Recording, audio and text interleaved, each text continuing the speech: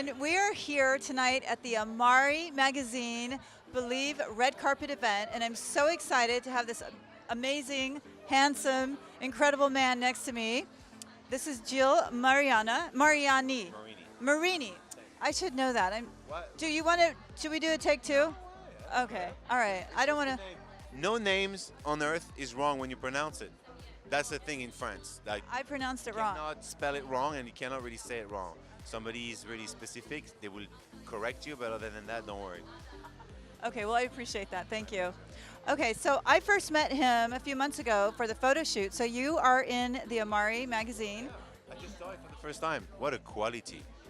The, it's a magazine. I have a hard time to call it magazine because it's not a magazine to me. A magazine, you go into the newsstand and you get a magazine, you read it and you shred it and you give it to somebody or you recycle it or whatnot. But this, you don't touch it.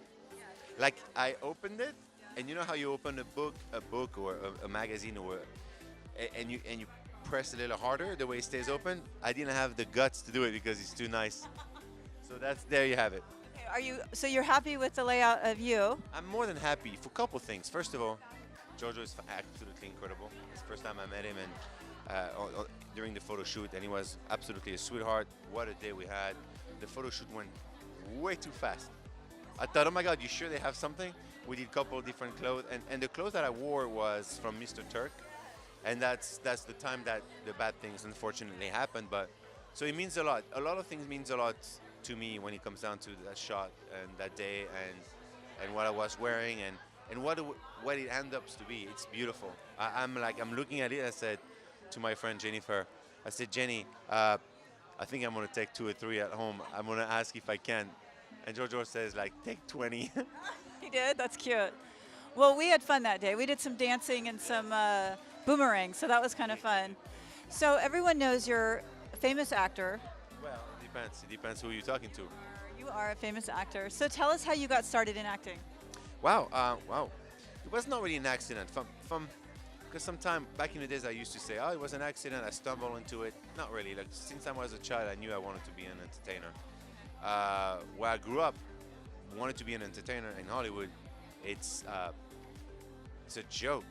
Of course you won't do that. It's very few people in the world that makes it happen. So especially where you're from, you know, it's when you're far away, you don't speak the language, you have a lot of hurdles. One by one, sweetheart, until you get to a place where you make sure that you're kind of undeniable, and when you become undeniable for the industry, and then you get some jobs. Well, everyone loves you and adores you. But tell the viewers. Yeah, I know she does. And your children adore you. I can see it in the pictures that you post on Instagram. So tell us about your kids.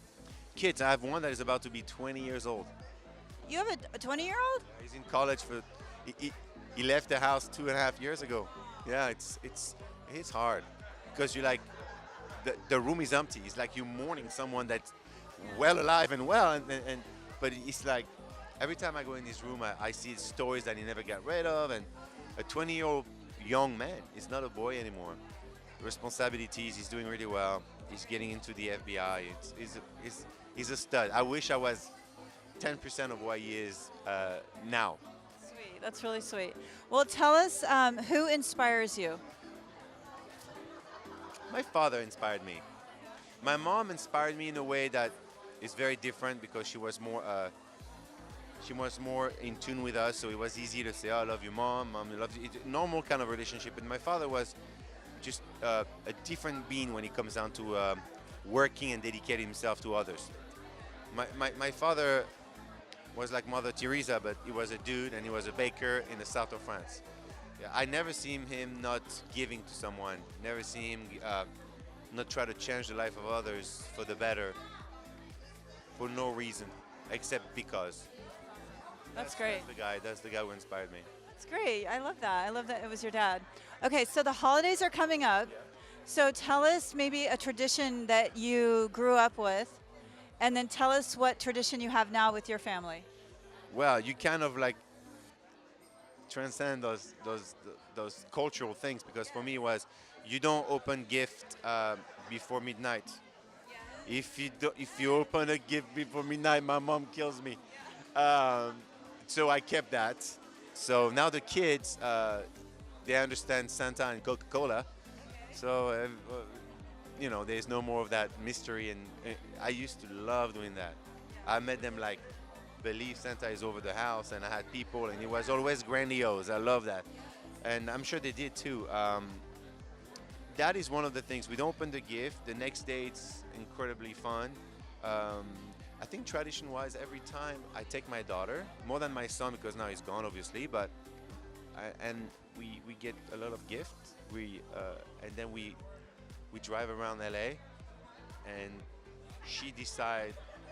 We drive in places that you know that maybe those kids will not have the same gift we have, and it's difficult because it's tough to. She doesn't care. I do care because I'm an adult and I have this stupid thing in my mind that other parents want to be maybe proud or whatnot.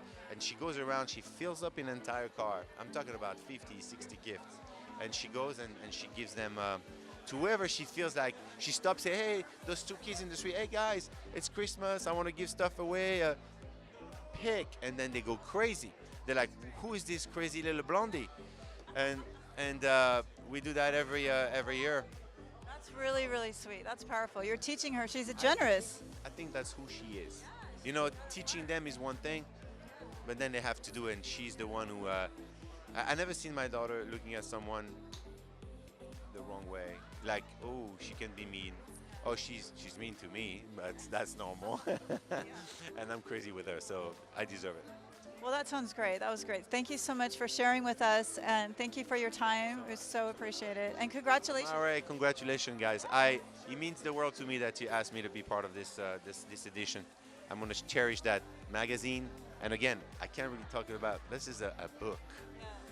And thank you for everything. I appreciate it. Thank you very much. Thank you.